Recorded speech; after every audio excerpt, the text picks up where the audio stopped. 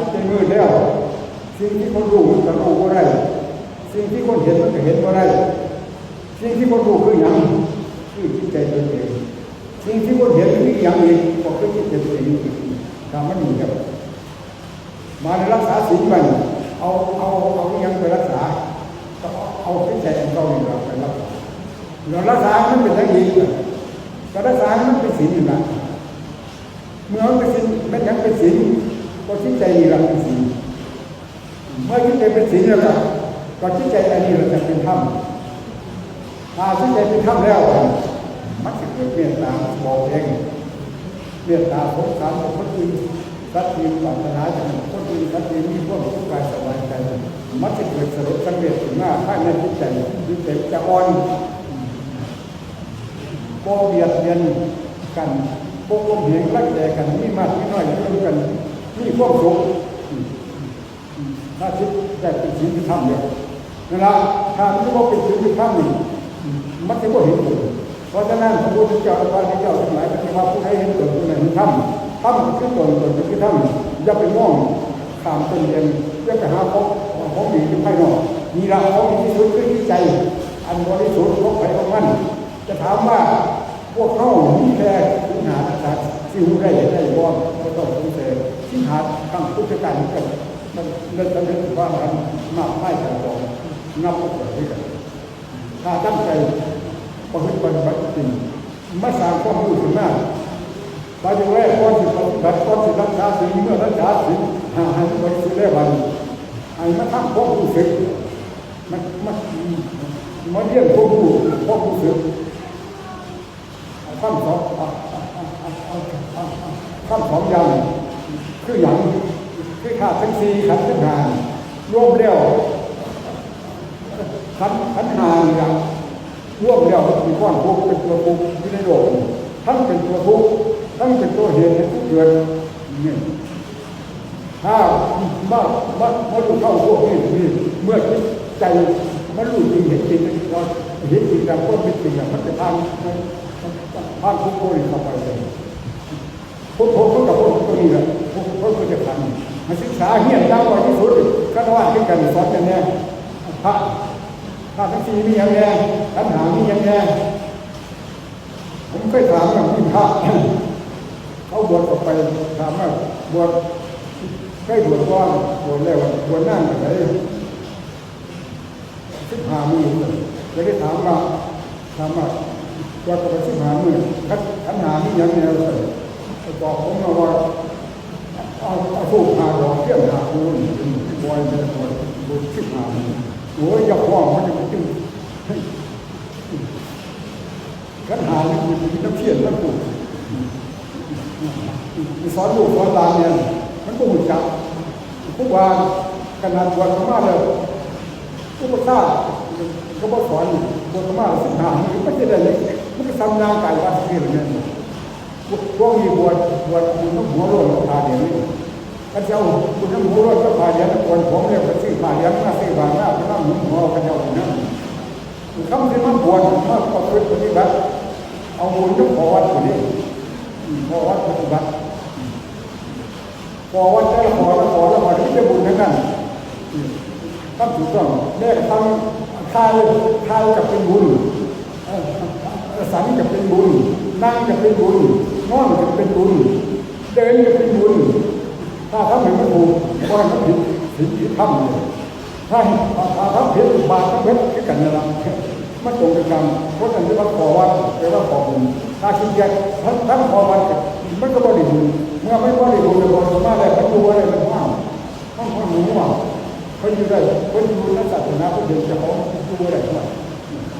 แปลว่าบทเล็กเป็นขอวัดของผมเพราะฉะนั้นมาท่าขอวัดให้นอกการพัดการบวชขอวัดให้ในมีการไหว้พระสวดมนต์นั่งสมาธิภาวนาอภิธรรมร่างกายแยกร่างกายเสื้อผีเสื้อร่างขอให้ในกำหนดรู้สรุปแล้วที่พระพุทธเจ้าพระธรรมสอนบอกว่าทุกท้ายไปท่านมันอยากให้พวกเราหยุดเรื่องการเกิดแบบนี้แต่เกิดว่ามันทุกข์ในนามไม่ได้คัดมากลาเรื่อยๆ เพราะฉะนั้นอยู่ที่ว่าเป็นว่าผมเกิดเป็นทุกข์ขึ้นที่ว่าผมเกิดเป็นทุกข์วัดหน่วยนึงนิดเดียวเป็นทุกข์เพราะฉะนั้นจะรู้ได้หรือพูดอีกอย่างนึงผมมีที่สุดที่ทุกข์ในโลกเป็นท่านผู้เลี้ยงผู้บอกว่าผู้เป็นคนทุกข์เพราะฉะนั้นที่ว่าไม่สอนกันแน่มีการประกาศที่มีอย่างแน่มีธาตุดินธาตุน้ำธาตุไฟธาตุลมร่วมกันอยู่ในร่างกายของอยู่ทั้งนอกทั้งกันเบิดโลกที่ของคนนี้ที่ของสิ่งอย่างนี้นอกนั้นสมบูรณ์เรียบร้อยเขาเม็ดเดียวกับป้อมเพชรศีรษะที่ไม่ดินให้น้ำให้ไฟให้ลมบันไม่ไปเดียวกับป้อมเพชรศีรษะดินน้ำให้ลมที่กันที่พ่อเขาห้องเสือกาเขาธรรมดานี่คือน้ำที่ดีสองอย่างไฟก็ห้อนเป็นน้ำท่ามันที่เกิดนิดกว่าลมเป็นน้ำท่ามันที่เกิดนิดกว่าเห็นใจเขาเป็นน้ำท่ามันที่เกิดนิดกว่าสรุปได้พระท่านบอกอย่างนี้มันเกิดมันแก่แล้วมันตายในโลกก็ดูตรงนั้นก็เห็นเมื่อเขาเห็นตัวแล้วก็ไม่ยึดร่างกายไม่ยึดร่างอยู่ในร่างกายมันก็มีดิบมีน้ำมีไฟลมทุกท่านที่เกิดจะได้ตายเป็นดิบเป็นน้ำเป็นไฟเป็นลมมันก็เป็นส่วนของคนเพราะฉะนั้นจิตใจของคนมันก็เป็นเอกเทศมันก็เป็นส่วนของคนก็อย่าหายใจห้องจมูกเขาไปอาศัยเขาเพราะนั้นหรือพูดอีกอย่างนึงสรุปเลยได้การคือขาร่างกายจะพูดถึงว่าจะไม่มีร่างแล้วร่างมือร่างงาร่างกายเขาหาอาหารการไปพวกไฟพวกไฟให้เขาอยู่เขากินยังไม่หลับมาหลับจะนำเหนื่อยโอ้ยเป็นทุกข์เป็นยากเป็นขาเขาเพราะฉะนั้นไม่ว่าถ้ารู้แล้วไม่ต้องหลงกับผมที่บอกท่านเห็นอยู่ว่าจะเป็นพระพุทธเจ้าพระที่เจ้าทั้งหลายเราคนที่ว่าผู้ได้เห็นส่วนผู้นั้นเห็นธรรมผู้ได้เห็นธรรมผู้นั้นเห็นเราสถาคตธรรมกับที่ใจนะ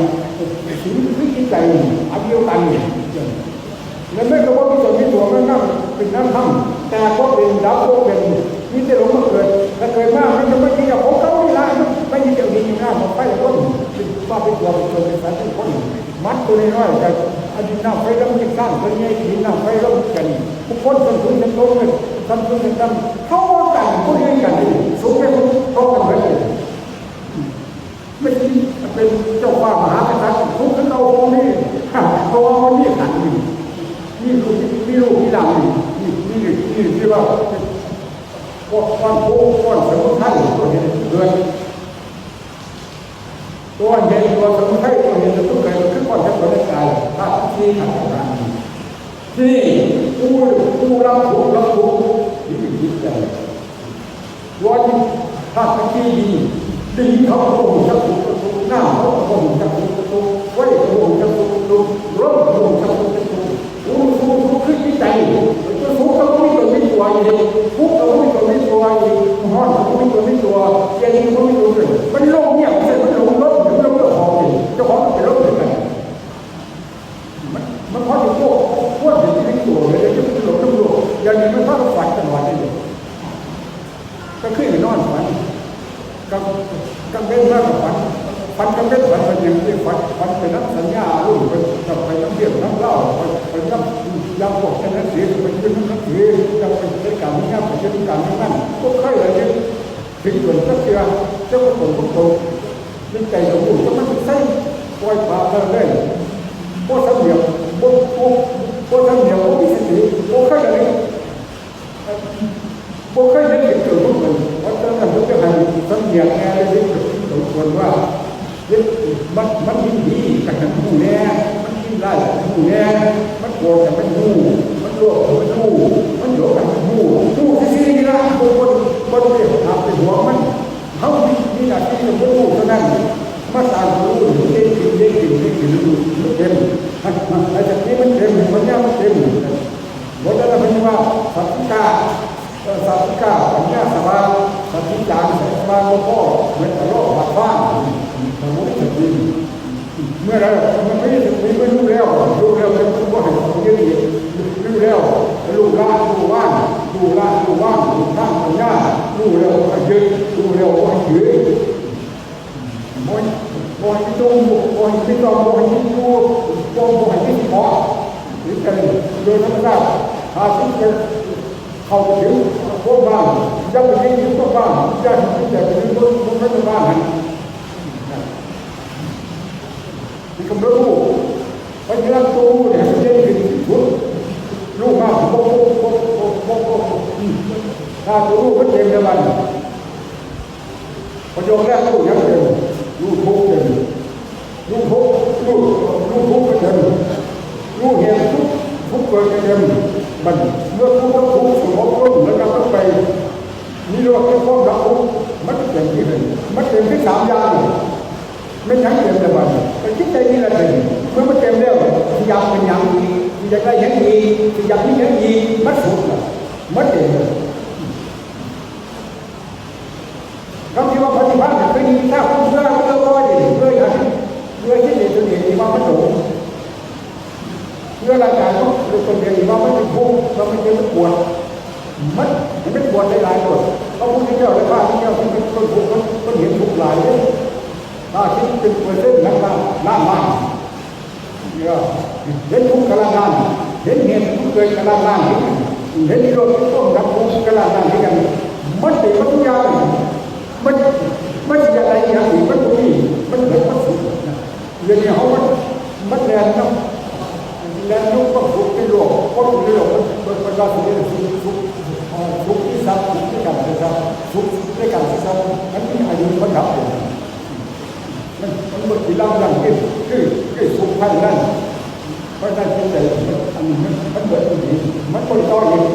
มันเกิดทั้งเดียวราคาเท่ากันถ้ามันพุ่งกระดิ่งมันต้องไม่เนี่ยผมยังสิ่งมันอีกเพราะฉะนั้นไอ้พวกการกำหนดผู้เนี่ยตัวผู้ดีที่สุดที่ใจเขาเป็นของมันยังต้องทำตัวเองยังเป็นผู้ตัวเองเพราะมีแท้ใจเป็นบริสุทธิ์ของใครของมันเวลาปฏิบัติธรรมพวกที่เกียรติขั้นนักเรียนไม่ยากผู้น้องพวกมันต้องขยันทำเมื่อมันทำไปถ้ามันความกายมันจะเบาจิตจะเบามันจะเกิดที่ข้อมูลที่ใจมันเกิดที่กับหูที่เล็กนะหูมันจะตี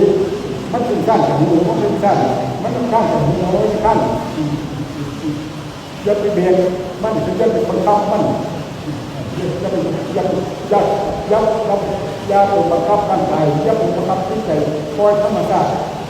จะเหมือนไม่สบายทำจะสบายมึงพยายามสร้างตัวสติตัวรู้อย่างนี้เพราะฉะนั้นคำสอนของพระพุทธเจ้าแต่มีมันขันพวกนี้อะไรมันร่วมไม่ได้ตัวสติตัวเดียวเลยนะทั้งหมดจะมีอยู่ในวันในบ้านตรงนี้เลย